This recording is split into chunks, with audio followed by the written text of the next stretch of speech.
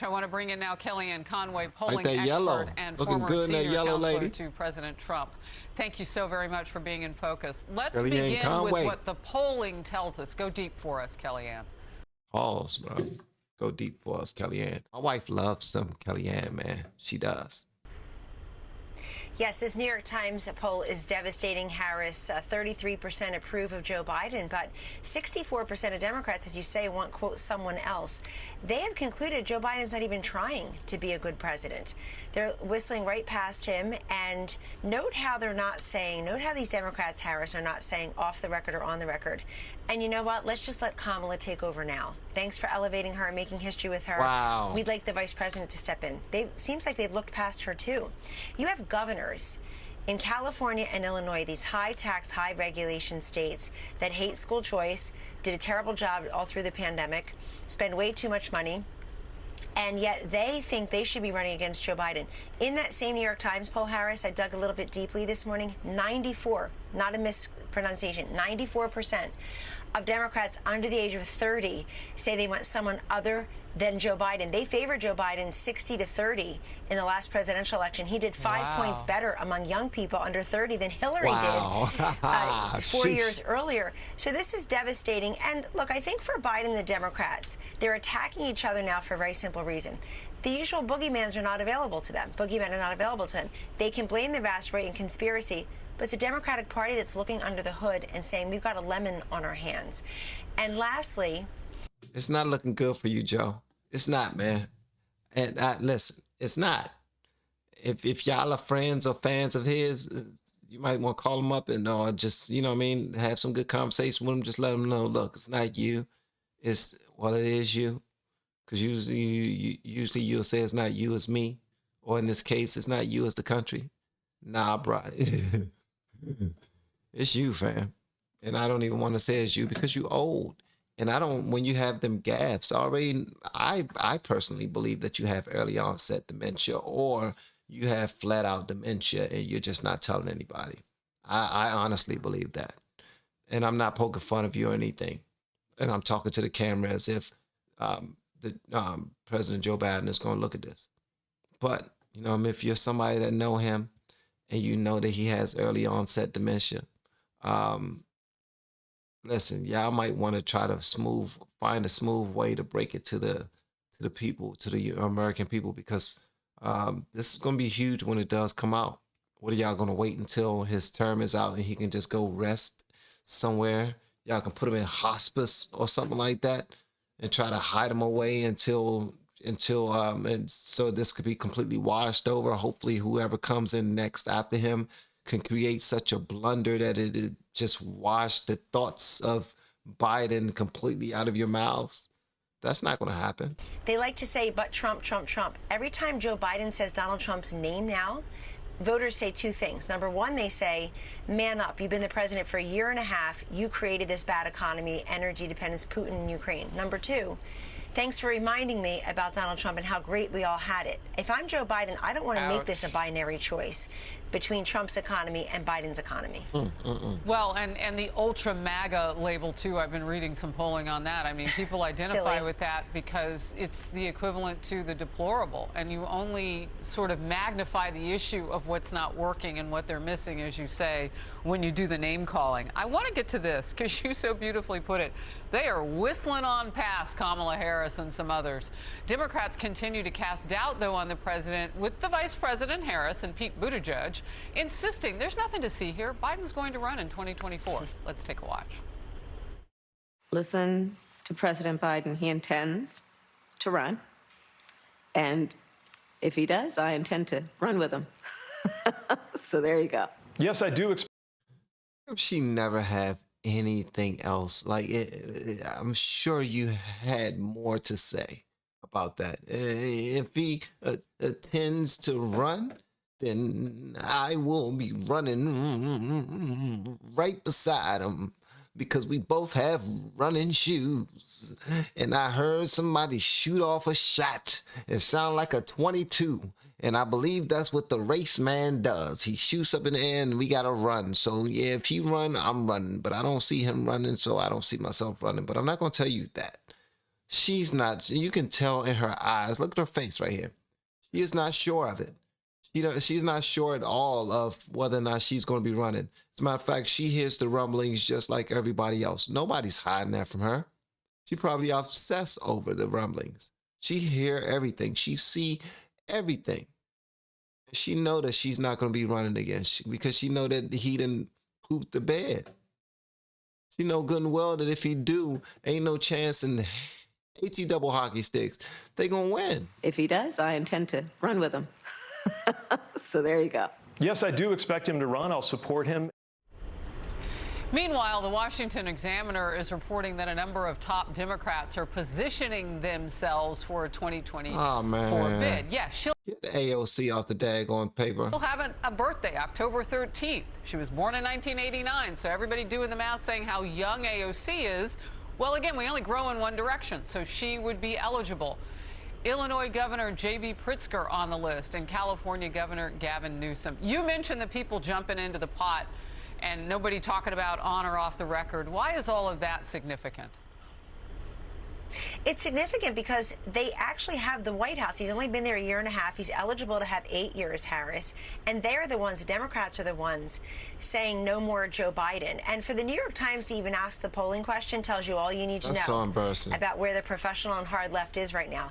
The New York Times did everything it could to get Joe Biden elected and get rid of Donald Trump as president, including pretending that the Hunter laptop was Russian disinformation and nothing to see here. They did everything they could, but their own polling, the questions that they choose to put in their polling tells you there's an urgency among the hard left, the professional left, to get rid of him.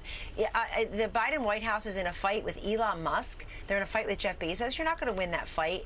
And look, the Biden, when he stands up and says, look at all the jobs you created, here's what I see coming in the second half of 2022. Obviously, the midterms will be a disaster for them. But before that, we're 6 weeks away or so, Harris, from the one-year anniversary of the deadly, chaotic Afghanistan pullout. That's all Joe Biden. He didn't listen to the generals. He left $85 billion worth of our intelligence and equipment, turned it over to the Taliban. Then you're going to have... And they started running around shooting the guns and putting on the, putting on the uniforms and the helmets. I'm sorry for laughing. That's not funny. That's not funny. I apologize for laughing. When it comes to military stuff, I don't know enough about it. I'm just saying from the outside looking in, that's kind of embarrassing. It's kind of daggone embarrassing. And it's extremely embarrassing that you're not even done with your first term yet. And all of your friends are just lining up to take your job. That's horrible. Like every time it hits 3:45 and you're at the end of your shift and you get your suitcase and you get your lunchbox that you brought your lunch in, you want to put it all in your bag and you're cutting off your computers and you're cutting off the lights and you're making sure that you check the voicemails and you about to get up out of there. And as soon as you walk out with your suitcase and you got your daggone, your coat on, you about to leave out, you see everybody's just sitting in a line right outside your office. And you thought that they was your friends. Those are the ones that helped you get the job. They just standing outside your daggone office waiting to get your job. That's embarrassing, man. And you can't say anything to them. That's horrible. That's absolutely horrible. Then you have people who are job holders now facing homelessness, not just gas and grocery and inflation on everyday consumables. Harris, they're about to not be able to afford car payments, tuition payments, student loan payments, rent and mortgage. That's the next big problem in our economy. So they're not going to care if you say there are available jobs. People in the households, Harris, say, I have 2-3 jobs in my household. It's just not enough anymore. How did that happen? Yeah. And they blame Joe Biden. It's still not enough. It's still not enough is what I hear from viewers all the time. And most people come up, they say they watch Fox, whatever. But now people go deeper, and I'm sure you see this too in your polling. People are willing to tell you what they're feeling. As we led up to this at the very top of this hour, you saw the woman say it's not just about not voting for Biden. She's not looking to the left right now. All right, I have another big issue to get to with you. Another big inflation report is expected to come out this week, and some experts are predicting some pretty dire news. The Biden administration is struggling to put some sort of positive message on the issue. Well, lipstick on a pig. Treasury Secretary Janet Yellen. Gracious. Uh-oh, here she comes again. 8.6. I really doubt that we're going to see an inflationary cycle. I think I was wrong then about the path that inflation would take. Well, I expect the economy to slow, but I don't think a recession is at all inevitable. New Hampshire. At least she's trying, the old lady with the white hair. Can't talk about Santa Claus's wife, man. Don't do that to her. Huh? Don't see, y'all like picking on old people. I don't like that. Republican Governor Chris Sununu is now calling Yellen out. You had a Treasury Secretary who was saying, oh, well, it's not inevitable. Well, of course it's inevitable. I would fire the Treasury Secretary. I think she's completely misled America because she didn't want to kind of own the bad news. But that's part of public service. You got to own the good with the bad. Wow, would you start there, Kellyanne? Own the good with the bad. I'm with you on that. Yes, I would. She's one of the few people, though, who's ever admitted fault, ever admitted that she made a mistake and corrected it. It took her a year to do that. Look, when it comes to recession, people don't worry, Harris, what the economists say. They worry about what their own economic wherewithal is. And that's the problem Joe Biden has. 13% of the country are not reporting we're going in the right direction, and close to 80% or over 80% wrong track, because they're upset about the local water bill. They're upset about the national economy. Here's what they're upset about: the uncertainty, the chaos, the crisis. People are looking forward a little bit, projecting their economic wherewithal, and they see storm clouds forming, overlaying complete blank slate. In other words, uncertainty, crisis, and chaos. But here's what I think about the recession. What Joe Biden should say to people is, I know you're hurting. I hear you. I see you. This White House seems unable to admit the basic precepts of Politics 101, which is, we don't tell voters what's important to them. They tell us. Right. And in every single poll, it is unmistakable. And by the way, Harris, I've never seen an issue set that's been so plain and clear for this long period of time. And so I feel like they're basically saying to Americans now, it's the economy and you're stupid, instead of it's the economy stupid. They seem to be blaming the voters for not doing a better job finding lower prices. But they got to blame somebody, and they're not going to blame themselves. And they definitely don't want to do something to let Trump get the final laugh. Because Trump said that he was going to get all of this stuff, everything that's happening right now, Trump already said was going to happen. He said that Biden was going to fail at everything. And if you haven't seen my video already about Biden's fails, Trump already called them, man. And they don't want to be, I mean, at this point, they have no choice to but to be wrong. But they don't want any proof to come out that they're wrong, and any proof that comes out that they're wrong that already has, they're going to just blame it on the people. They're going to blame it on something else. They're going to just redirect that anger. Blaming the voters for not doing a better job finding lower prices. But I'm telling you, mark my word, it's not just gas and groceries, which is, the economists say, is going to cost us about $2,000 more per household now in energy. It's the big ticket items we're not going to be able to bear. It's coming. Well, and the list that you enumerated moments ago, close to homelessness, as you can't pay your car bills and all those things that get you on your way to going to work. And many people not wanting to come into big cities because of the crime. So they're looking for ways to get around that public transportation too, which unfortunately in places like Brooklyn exposes you to all sorts of things. You're talking about having a Bill Clinton moment. I feel your pain. No, we haven't seen it.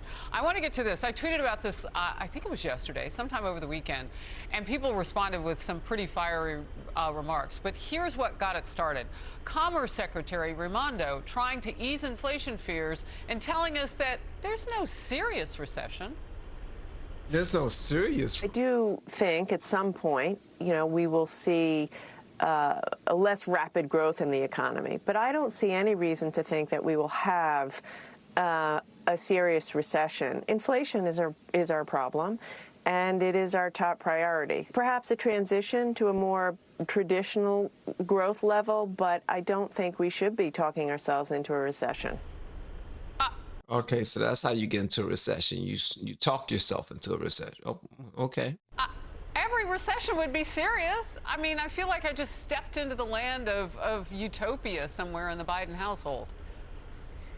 They deserve more pushback from the hosts that are really letting them say whatever they want. Nobody on TV is under oath. Let me remind everybody that right now. You see that with these different cabinet secretaries who basically, Harris, all have the same message coming out of the Biden administration as does the press secretary, but it's not the message Americans want to hear or are conveying back to them. Look, Joe Biden made a huge mistake early on by putting forth $6 trillion in spending. Wow. President Trump and the Congress passed a $2.2 trillion CARES Act, you'll recall, in the midst of a once-in-a-century global pandemic.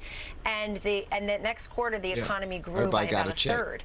That's not happening here. What he did was he put it in 3 tranches. First, he had the American Rescue Plan 1.9. Then he had infrastructure and, quote, I think it was family support and whatnot. But that spending alone has really hurt us, because if you look at the inflation numbers since then. Last point, when people are trying to buy a new home, you've got these couples now, they have life interrupted, the kids are not all right. They had to put that on hold during COVID. Now they finally get their financial wherewithal. And what are they facing? These crazy mortgage rates. So when you tell people it's not that bad and they feel that it is that bad, when you take away someone's financial freedom, you take away their freedom. And Joe Biden and the Democrats answered everything as Roe versus Wade, Roe versus Wade, Roe versus Wade. And women are not single issue thinkers. We are not single issue voters. No. Stop talking to us about one issue. We could do the economy, energy, education, immigration, inflation, and abortion. We can do everything. We can do anything.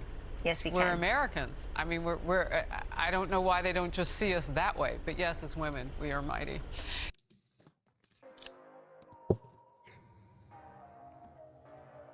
The ladies have spoken.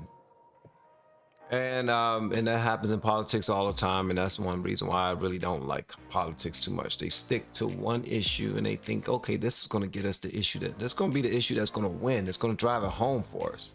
Oh, we can't address the issues, then we'll just find a prop, something for them to be stupid enough to pay attention to. Ooh, look at this racism.